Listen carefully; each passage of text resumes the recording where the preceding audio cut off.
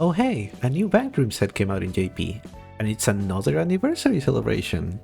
The 5th anniversary set was pretty great, and had relevant additions for the meta versions of Bankroom back then. I'm sure this new set will also have an impact despite the trade restrictions and the presence of that set. Let's see. Oh, there's this really good level 1 climax combo. You can speed up the deck and filter your hand, and the level 2 combos sound like great beaters with resource generation. Also these new level 0s, we have some nice brainstorms, a new Riki, and more options for deck speed with Arisa and Yukina. Early play sounds great too. Saya is easy to get out and Lisa can heal or get you cards.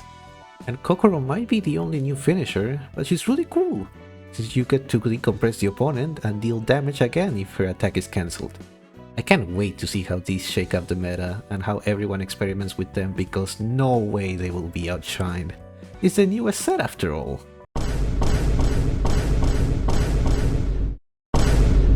Alright, I think you get what I'm getting to.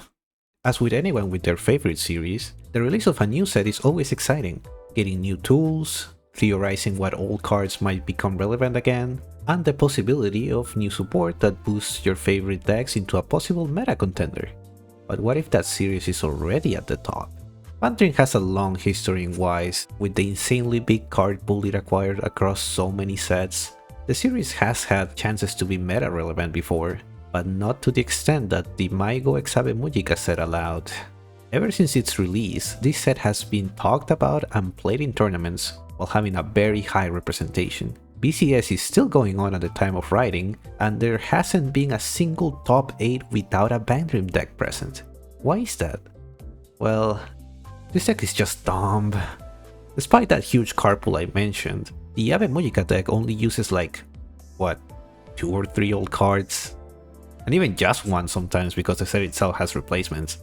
This is not necessarily a bad thing though. One of the biggest detriments of Bantrim is how expensive the old cards are sometimes, or how hard they are to even find. So having a set that has everything right out of the box is neat. However, this also means there's no incentive to try to experiment. And that's the main issue with Bantrim in the JP format right now. Funnily enough, the only part of the deck that has been actually changed to try new approaches is the deck's finisher. Dolores has been the poster child for her theoretic high damage output with the correct setups, but she's still very vulnerable to all the defensive counters we have nowadays. Of course she's good, but her removal is what birthed the other 2 meta-relevant variations of Tomori, who can heal or burn without relying on soul like Dolores, and allows for a more versatile build with more open slots. And Anon Tomori, who has been getting a lot of steam recently thanks to its performance and ability to play well into the current meta without letting a chance for the opponent to respond. But besides those, the level 0 lineup, early plays, level 2 options and tags have for the most part stayed intact, because of how insanely good and versatile they are.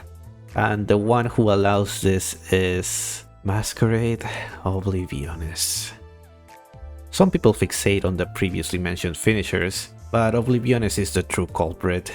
She's so good and common to see that you can just grab a normal Ave Mujica deck, replace the finisher with whichever you like, and it will work just fine. For those unfamiliar with Oblivionis, she allows you to on attack look at the top 4 cards of your deck and add a character for her climax combo. Most cards with this kind of combo have the same problem, that if you have enough card advantage then they lose a lot of value, so looping them is not as good. But Oblivionis can send the chosen card to stock too, making her extremely good for looping and compressing your deck. This would be good on its own, but she has another trick up her sleeve. Words of Rejection Sakiko mills 3 cards on play, and allows you to play Oblivionis from your waiting room, and that Oblivionis will even get a power boost. So essentially you play 8 copies of this combo, making it insanely consistent, and since you can mill your deck to 1 card with the combo, she will be in your waiting room next turn to be brought back with Sakiko again, on top of being on a bar climax, so there's always a chance of getting the climax back. Like, for God's sake, the newest community tier list for EN has the deck in tier 1 as Dolores with X finisher, because she's the main card. Ignore that one, it only appeared once in Mexico. This, however, brings the other problem. The Ave Mujica deck is extremely boring.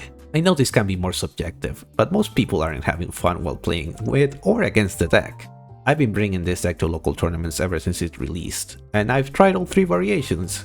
But aside from the Anon Tomori version needing you to keep track of your finisher pieces since there are so many, there is barely any player input needed for the deck to work. You can slam cards with minimal thought and still find a way to win, making this a very easy but boring deck to pilot, as your games will all play out the same thanks to the incredible consistency, and your opponent is barely even a factor as the deck has almost no interaction with them and relies on simply playing cards with better value than the opponent's. Even the times the deck fails tend to be not because of a misplay, but because of the usual Weiss Schwarz RNG. So it doesn't help anyone improve as a player. You just kinda won by playing solitaire, and the opponent just feels like they lost to something completely out of their control. Speaking of, you could say that this is a strong and easy deck so that a new player who bought the Ave Mujica set as their first Weiss product could have a head start in the game. But that's not recommended either, because playing a deck with broken cards like these will teach a new player the wrong lessons, and they will be reliant on them instead of their own decisions. As Carmen, a prominent competitive player well known in the community, wrote in their article that goes deeper into this topic and will be in the description. I'm sure you've heard enough bad things about Ave Mujica, since it has been a very prominent deck, but the point I'm trying to get to is the release of the Bang Dream 10th anniversary set. The previous anniversary set was very cool, all things considered. It was a celebration with some really good cards, both visually and in gameplay. And it even fixed the identity of a lot of the band-themed decks while still being meta-relevant, and even addressed the problem of finding older Bang Dream cards, since the anniversary trade is very self-contained while still opening the option for experimentation with older sets. Which is why the two most relevant versions back then were Music Anniversary with older cards and Pure Anniversary. There was a sense of expectation for what 10th anniversary would add to the series, especially with the ban list in June that hit Ave Mujica, and the reveal of new cards like the Sayo level 1 combo having even more deck speed than Oblivionis and better filtering, the actually good Kazumi and Soyo level 2 resource combos, which is something Bang Dream hadn't seen since Fever was introduced and then forgotten, the Kokoro finisher, which in concept sounded really strong alongside all the choice support introduced in 5th anniversary, and some more generic cards like Miyako and Anon Brainstorm, Arisa and Yukina having different flavors of Chiyuri, new climax swap options that even include hand stocking, Saya and Lisa early plays being healers with easy conditions, and even a new Riki.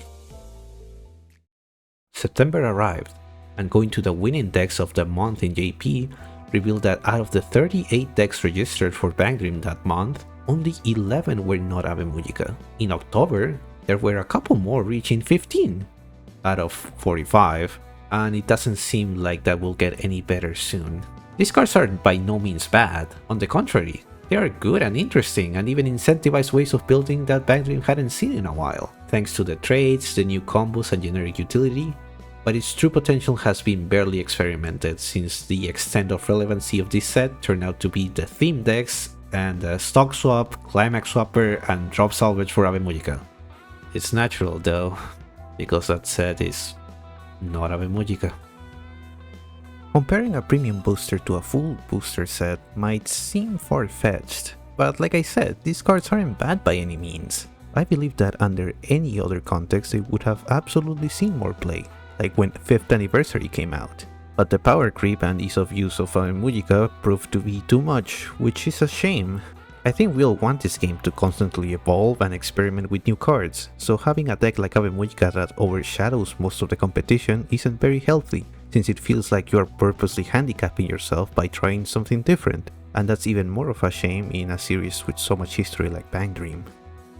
I doubt that EN won't see a hit to Ave Mujica, since we typically copy the list from the JP format, but the slap on the wrist that the deck got over there clearly wasn't enough. There's been a rise of the EN format exclusive version of Anon Tomori with Oblivionis, since Buns is fully legal over here, but it doesn't seem like the reign of Maigo x Ave Mujica as a set will end for now, which is kinda sad.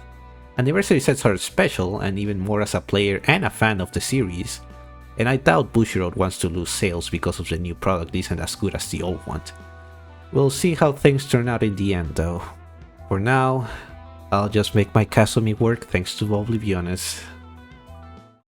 Thanks for watching this glorified rant, and I know that's a weird type of video to make after 2 years of no Weiss content, but I genuinely love and care about this game, so it's always been in my mind, especially since I do kind of specialize in Bang Dream. The time videos demand is very high and I usually can't afford it, but I do miss it from time to time. Also, no hate at all if you enjoy playing Ave Mujica or the set. More power to you, honestly, and if anything, good job for making a smart investment. But anyways, take care and see you around.